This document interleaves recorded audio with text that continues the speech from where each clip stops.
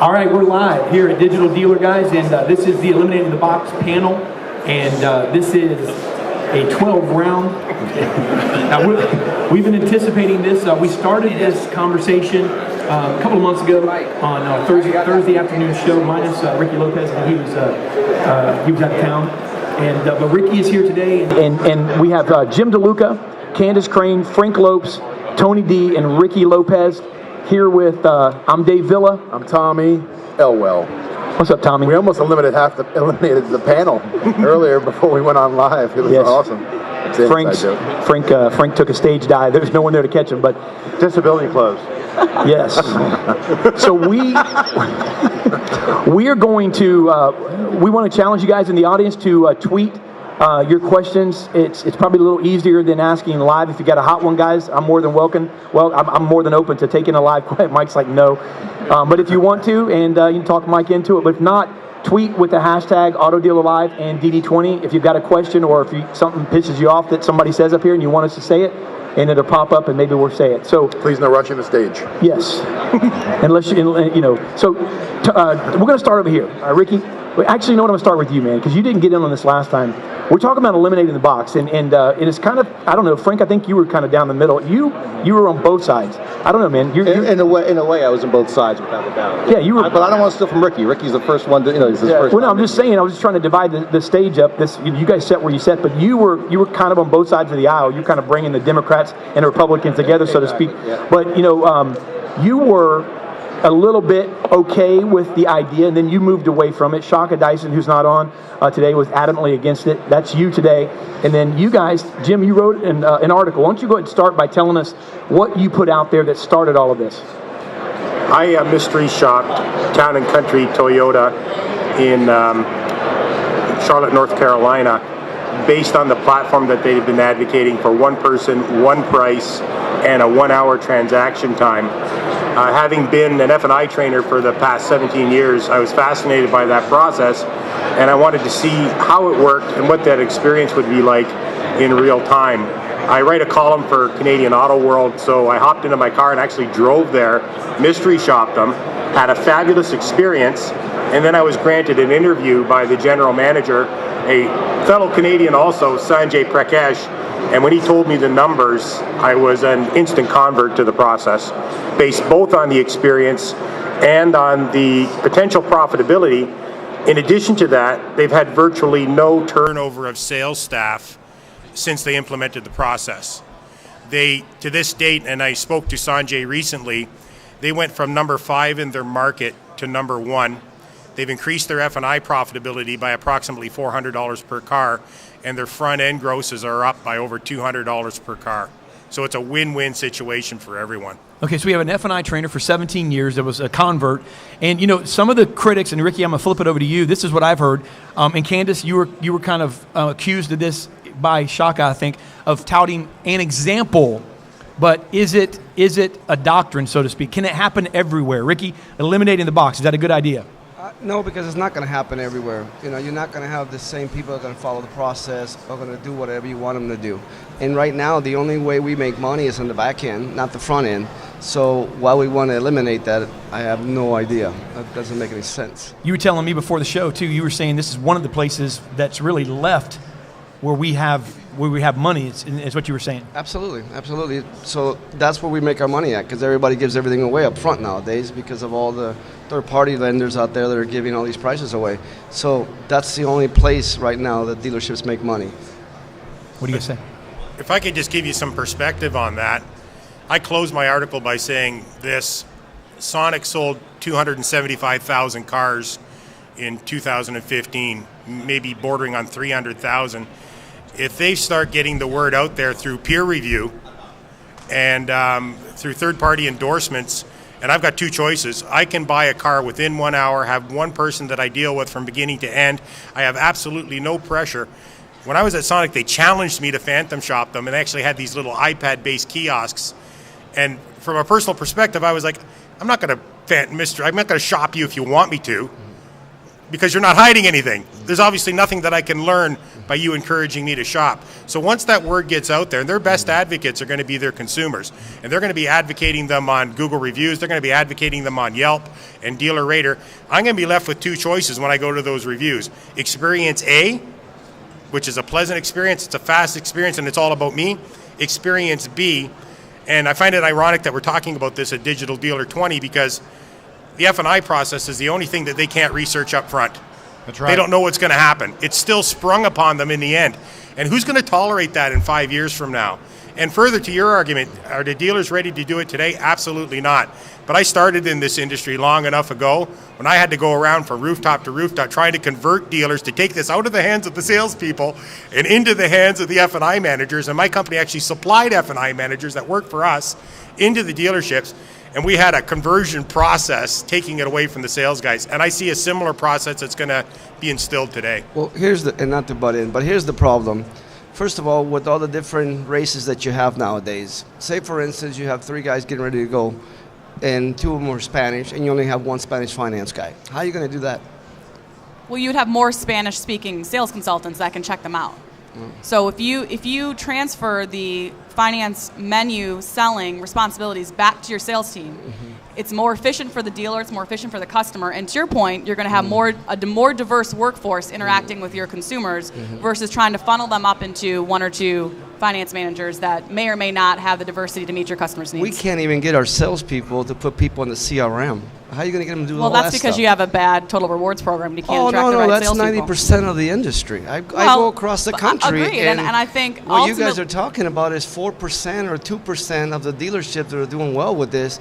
That's not how we live in the car world. Sure. We live in the Today 80%. it's not. Today it's not, but it will be in 5 years. It will be in 5 years. I disagree with you guys. That'll never happen. Ricky, I completely agree with you. And if I have but one struggle with my company is getting the sales consultants to do their job. And that's one of the problems. Our industry is the last bastion of the unemployable. Unless your dad has his name on the sign, you did not aspire to be in this business. Even speaking personally, it was a series of misfortunes that landed me on the sales floor of a car dealership. I did not aspire to do that. But by giving people the opportunity to earn $70,000 in their first year, giving them reasonable hours, and training them on a new process that integrates this as part of the process like they do at Sonic, we have an opportunity to attract people that we would never have been able to attract before. Matter of fact, one of my goals is to be able to go to high schools within my lifetime or graduating classes at university and say, this is a job for you, here's why. $40,000 base salary plus commission. You're using all of the latest technology. You're going to be relevant. You're going to be using social media. You're going to be a brand advocate for my brand and my dealership. Here are the tools, and they're the tools you grew up with. You're not going to stare out the window waiting for something to happen. You're going to look into the back door of my computer. We're going to use targeting to see who's on that website. We're going to identify those people and communicate with them in real time and take that process online. And there's thousands of kids out there right now that are capable of doing this job. We're just not reaching them because of the unrealistic expectations that this industry puts on us for Tony, no money. Let me ask you this, Tony. I mean, we're talking here a paradigm shift. Now, this is not, so let me ask you, kind of hearing what they say, not can it be done, but will it be done? Ricky's saying it's not, and then Candace is saying it is. How come, without really any hesitation, she says it will be done?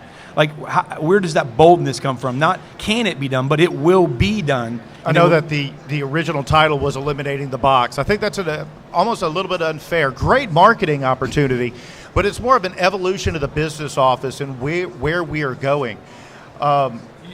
Putting a time frame on it, as I start looking, I'd like to be known as an F&I futurist. I keep trying to change my business card to that, but the company won't let me. But I believe in the next 10 years, we'll be going closer to a single point transaction, that it will be one person handling the entire transaction. And we can start attracting different people into our industry who never thought about the automotive industry because they didn't want to be a car salesman when they grew up. And I don't think there's a soul out here that told mom and dad that when they grow up, they wanted to be a doctor, an astronaut, or a car salesman. It just wasn't in the three. But as we start moving forward in time, it doesn't eliminate the box. And that is one of the big pieces. I'm a strong advocate of a hybrid system. And I've been training dealerships and people on not only traditional F&I techniques and processes really designed for today's internet customer, but how to integrate the sales team to also offer the F&I products. But it does not eliminate the box. Our business manager just takes on a completely different role. They're more of a F&I director. They still have to get the deals done. They still have to read the credit. They still have to take care of all the legalities that we have to take care of in today's marketplace. With the new scrutiny that we're seeing from the CFPB, from the FTC, and even some of the things that went down yesterday up in Washington, there's a lot of scrutiny on our industry. So the business manager still has a massive role, but that role does not have to be 100% wrapped around selling F&I products. And to go back to something like Ricky, you're bringing up, we have different clientele. We got secondary finance, we got primary finance, we got outside finance, inside in-house finance. There's relationships. There's a lot to that. A hybrid type system, and I know Candace has a little bit different view on this one, but in my opinion, the hybrid type system where our salespeople also offer F&I products, it's not for everybody. It's not. It's not for every franchise. It's not for every demographic. It's not for every customer base out there. Are there some franchises and locations it works very well? Absolutely. Just something easy, power sports. And I know this isn't necessarily a lot of power sports and RV dealers, but my goodness, RV, it's beautiful for RV. It's beautiful for power sports. But for the right franchises, Honda, Subaru, Lexus, Mercedes, any Highline, any luxury, it is absolutely phenomenal. Where we do see increases in F&I production, we do see increases in back-end gross. We have seen some increases in front-end production, but to be greedy for a little bit on the dealer side, where they see the great benefits is, again, better customer retention, better employee retention because we're able to train them, and a lot of times we bring them in fresh.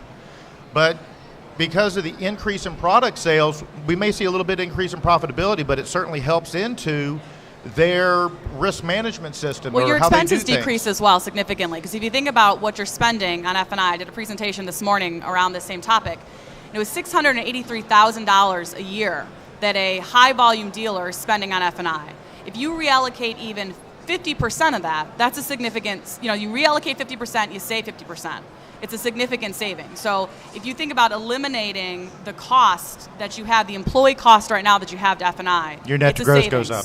Yes, absolutely. It makes your dealership much more profitable, yes. Now, Frank's been over here taking notes, so. And in the notes that I've been taking, one of the things that I wrote is the idea, without a doubt, right, is 100% to the good. There's really no downside to this whatsoever, because the end result is that the customer is going to get a much better experience by dealing with one person from front to back. But there's one thing I wrote on here, and it's culture.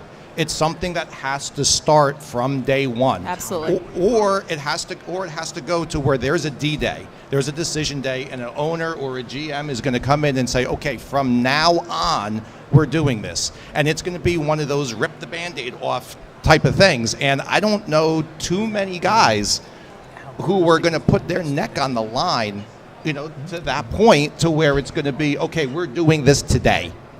And then as soon as the first couple months... But you could say the same thing about implementation of e-auto. You could say the same thing about changing a DMS. I mean, you can make that same argument when you make any sort of significant transformational change. Mm-hmm. You make that, you can make that same argument. Let me jump in here real quick. Go ahead. Okay, the owners are very smart.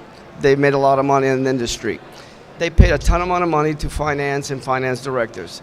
You don't think if they knew that this could save them money and get rid of all these people and do this, they would have done it a long time ago? No, I disagree, because I will tell you that in my conversations with dealers and with employees of the dealership, once we get through the initial shock of can this even happen, the next comment from them is, well, why the hell are we not doing this? Why have we not thought about this? But it's because they're so concerned about protecting growth, which I understand, and by no means am I advocating that we put our growth at risk. But there's a different way to ensure that we receive that growth while lowering cost, creating a better customer experience, and ultimately, how are you going to pay the employing your salespeople? brand. You pay them. You pay them in addition to what they sell in terms of units. You pay them a bonus off of Because F&I. salespeople won't do anything unless you pay them. First of all, Yeah, The pay plans that I've designed for a hybrid, it is salary. correct. There can be unit bonuses depending on their pay schedule, weekly, every 2 weeks, every month. But then there are bonuses per product And then if they get to a certain PRU, depending on the type of store, there's additional bonuses. Correct. And again, it's a win-win-win. And when I have dealers that approach me about flipping to a hybrid, my number one question is, why do you want to do this? What's the point? If they're looking to improve F&I numbers, if they want to increase their back-end gross, I'll first look to see what they're doing now. Frankly, if it ain't broke, don't fix it. Now, we can certainly look at reducing the overall cost and the expense of having a business manager. But a lot of times that hasn't worked out across the board. When a dealer is looking for a better experience, they want to do something different. They know there's something out there. There's something different out there. I just want to shake it up. Do we see an increase? Yes. Do they see a massive increase into their product sales, which can then, again, help with their long-term investments, their reinsurance, the risk transfer? Absolutely. But why do they want to do it? If it's just to increase F&I numbers, well, there's a lot of ways to do that, and sometimes it's a high-powered F&I director that can get anybody bought if they got a pulse. We got a question that came in from the audience here. Who is it from, Tommy? It's Jason Rice. I guess it's not as much a question. It's basically saying you're not trying to change salespeople to F&I people, but taking back your F&I people, put them back into sales where they were stars anyway. No. That's never going to happen. I'm sorry, but that's not my we direction. We can't even get them, Is that yours? Well, you say one price, one person. So I mean, Yes. you even take it like Yes. let's go ahead and throw some, yes, some if it were up to me, we would have no F&I, no negotiations. So basically, who people would could get the sit in their deals? home in their underwear and buy a No. car and just no, never that's a whole nother company. Not even drive it. Who would get the deals approved? Why do you need them approved? If this is the price, I'm gonna. No, the loan. He's talking about the finance. Oh, I'm sorry. So in the group that I worked for, when we executed this model, we created a funding center. So we have $15 an hour employees that work 100 on average, almost 150 deals a month for the entire group. They're interacting with the banks. They're getting the deals bought. Doc processor type deal. Yes. Now, you don't yeah, work for doc and TrueCar, do processor. you? I'm sorry, no. No, because this sounds a lot like TrueCar. No, but I will tell you That's USAA. the interesting thing about this model in this particular case study is the funding center was designed to be a cost center, right? And it actually turned into a profit center because they were able to maximize the rebates offered by the lenders because they're owning where the money is going to go. They're controlling where the money is going to go. What about secondary finance? People. That was a big question that came up. Low credit scores, interviewing the customer, credit analysis. And let me add to that question, and Jim, I'll ask you this. I mean, because Tony, that came up a couple months ago, and we had tons of dealers and people ask us about that. I mean, that's a situation where the average, quote, F&I manager, if they're not willing to go after that secondary business, you have dealers that don't even go after that business whatsoever because no one wants to chase the stips. Nobody wants to really do what it takes anyway. And really, you find one that's really good. And they're the business manager now.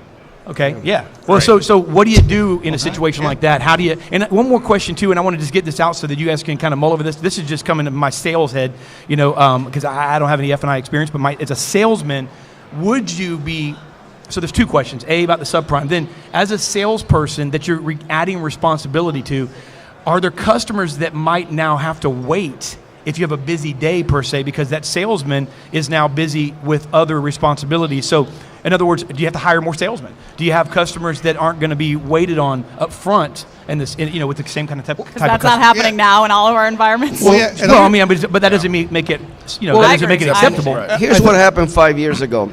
We talked about this with BDC. We're going to take the calls away from the salesman and give it to the BDC. Okay.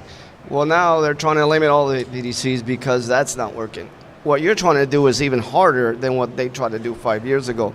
Because unless you go out and take all the salesmen out back and execute them, and get fresh new ones that don't know anything about the car business, this will never work. And that's exactly what. Okay, so that makes sense. And that's exactly my point. Is that there has to be one day. It has to be one of two ways. Either number one, there's got to be a rip the Band-Aid off decision day. This is the way it goes, and it's the same thing as what Ricky says, because 3/4 of the staff is either going to quit or they're going to kill themselves out in the back, right? One or the other, or kill the it manager. has to be, or kill the owner. Yeah, the owner. Yeah. Or it has to be from day one, which is a lot of killing going on. Which is where what I'm about to say is that it has to be that second generation guy or that third generation guy where so to say, like the dad gets out of the way and hands it over, and then once the sibling has all the responsibility and has all 100% skin in the game, then he can do it, or a brand new store. That's from scratch. What I'm seeing is a lot of time it's the second, third generation. They've gone through NADA school. They've grown up at the dealership, but they're Gen Yer. They grew up on Facebook and Google and a cell phone and nav in the car. They're here.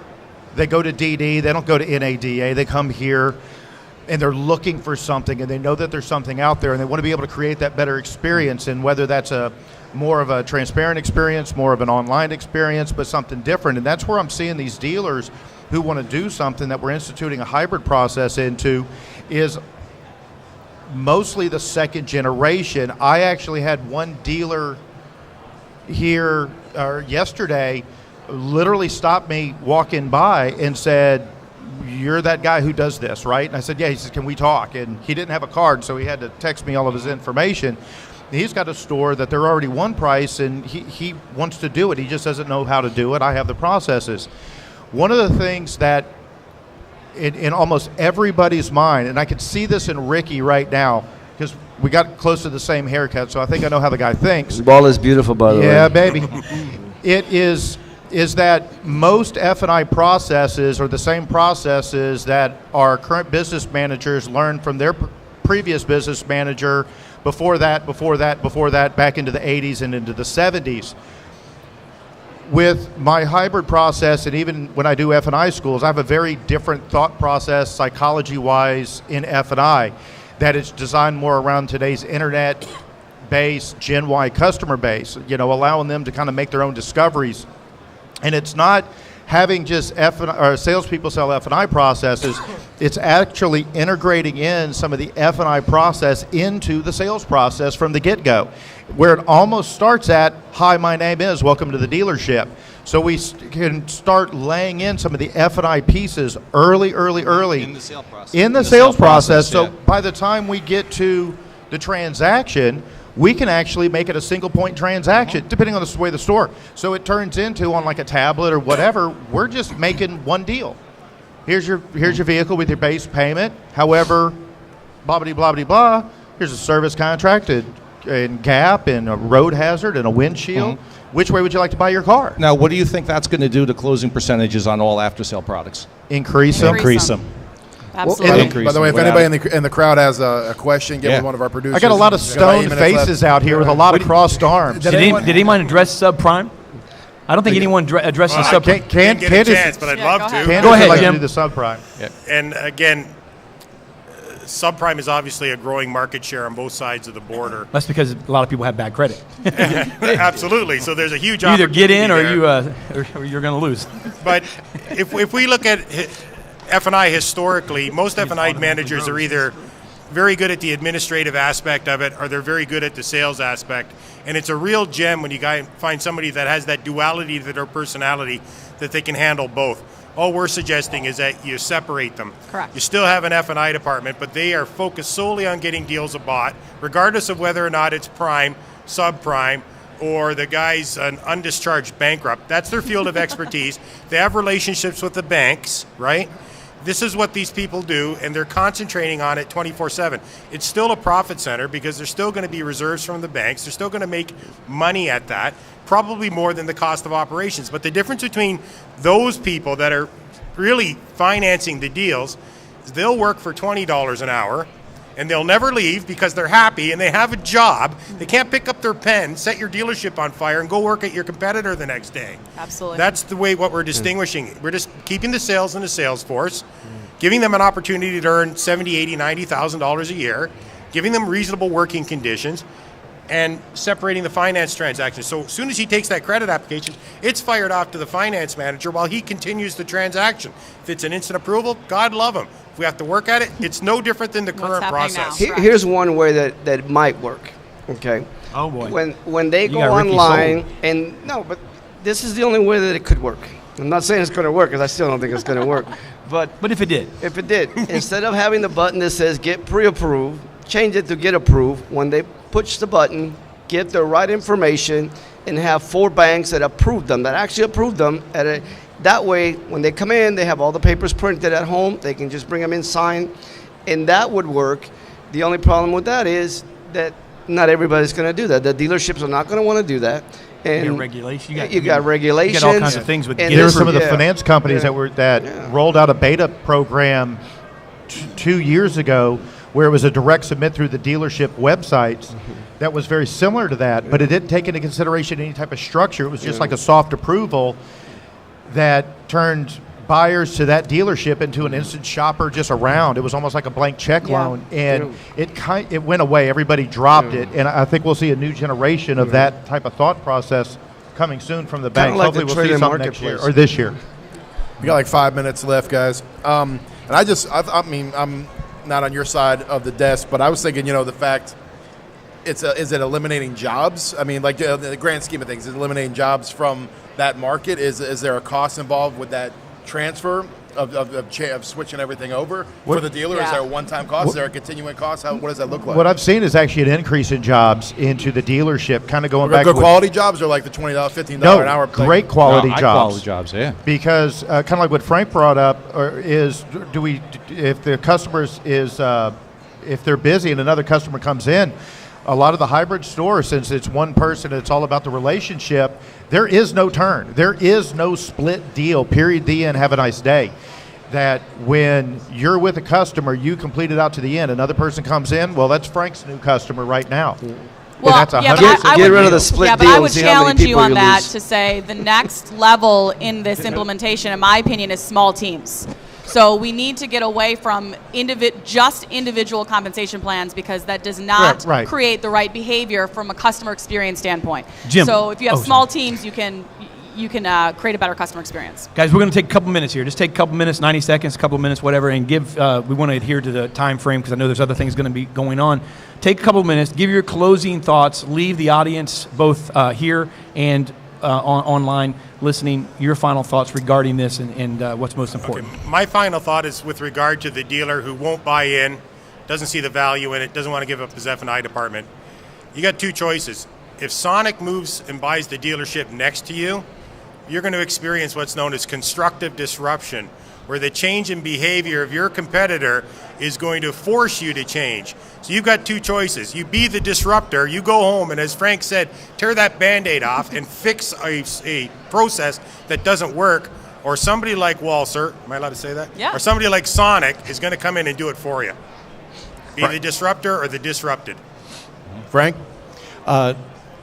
I feel 100% that this is feasible to be done. But like I said, the Band-Aid to be ripped off is going to be so painful that nobody who's looking at the Band-Aid right now on their own hand is going to do it. So we're going to go back to what I said before of it's going to be a second generation type of move, or it's going to be a new owner type of move, because it's something that has to be instilled in the culture, the overall culture of the dealership from day one forward. You're saying that it could be, before we give, we'll let Tony next, but you're saying that there could be a regression before there's a progression. So in other words, there may be a going backward. There may be some losing some money, because, is that what you're saying? In every process, right? In every process that you go through, you're gonna trip, you're gonna fall, you're So gonna it's get more up of on an the stage and evolution almost process. fall off when you get up here. It's gonna wind up happening. But that's in the end, I believe it's a small price to pay for what's going to be, a much better customer experience down the road. Yeah, again, like I said earlier, probably in the next 10 years, we'll see more and more dealerships transferring to a single point transaction. Today, I'll go kind of back here with Ricky. It's not for everybody. Going to a hybrid type of process, allowing the salespeople to also offer the F&I products, not eliminating out the box and Candace model, but we have dedicated, talented people to get deals approved, and they kind of work for the business managers and for the sales department. And it's not for everybody. Today, there's the right franchises in the right areas that it works very, very well for. And as we start moving forward, the second generation, the very forward-thinking dealer, they're going to start implementing. It's going to put that cultural change to the dealership next door, and it's going to flow throughout the country. That I think, maybe not in 5, but in 10, we'll be closer to a single-point transaction at that point in time. Ricky? I think 10 years from now we'll have Honda here with the robot doing our deliveries and our F&I. If we're all vending thinking machine, this, right? we're so busy trying to put and implement new things and never look at the problems that we have in our dealership. All this stuff would work if we had the right personnel. but we won't get rid of those people, and that's the problem. The sacred cows. Yeah, the guy that he's got his foot up in the bumper waiting for the up, and then the guy comes in, and the fourth guy that looks good, he'll put in the system. The other three, So what makes you think that's not going to happen if he gets to pick and choose people coming in that are already ready to go to finance? He's going to bypass that guy to take an up. And so unless you take them all off the dealership, I mean, if I bought a dealership today, I would get rid of everybody. I would get rid of everybody, and I would start fresh. I get new GMs, new managers, unless the dealership was doing really well, because you're not going to change it unless you change the problem. But we never do. Like he says, the sacred cow, that's going to be around. And part of that is we're purple. making money. That's the thing too. You got to understand. It's hard for someone to think, "Hey, I got to stop making money to grow." Shows up in the good times. You're right. Yeah. Because look at what Ricky said. I would do this unless the store was doing well. Right. Yeah. But he's got a point there. It's ingrained. You can't help it. You don't want to mess up what's already going well. So even with the aspect of there could be something down the road that's so much better. Oh no, it's okay right now. I don't want to mess this up. Well, and the holy grail of a dealership is F&I. I'm just personally disturbed by the amount of people that Ricky wants to actually do off. Yeah, he's killed about 67 people during just the show alone. But all right, we're gonna let Candace, please don't kill anybody in your final. No. Thank you. What I will leave you guys with and kind of emphasize is that there's in my opinion, two very serious problems that need to get addressed in our industry right now. The first is customer experience. The second is our sales turnover. And I do believe those two things are related. And I do believe that we can solve both of those problems by focusing on human capital strategies, by eliminating F&I, by transferring responsibilities, by creating new job descriptions, reworking pay plans, implementing small teams, creating a career path, things that other industries are doing to attract the people that we want, that Ricky wants when he buys his dealership, evidently. I will never buy a dealership. We have to find a new staff. Dead in the park. He's going to kill everybody first. Yeah. He's created some Then he's jobs gotta find in the these cleanup people. industry and like the blood and the biohazard cleanup so industry. it can be done, and I think that it's everybody on this panel's point that the sooner that you embrace that, the better you'll see, the quicker you'll see the change, and the better off you'll be. All right, we have it. And hey, great debate, guys, and great discussion. And I would think that we all would agree that the car business is a unique business, and it's a beast of its own. I've had people come in that sell car dealerships that have sold all types of things, and they come in with their ego up and they leave with their ego down. And it's an interesting business, and anyone that says otherwise, I would challenge. So I think that great debate. I'm not sure if we have any more answers, but very nice. All right. Thank you, guys. Thank you.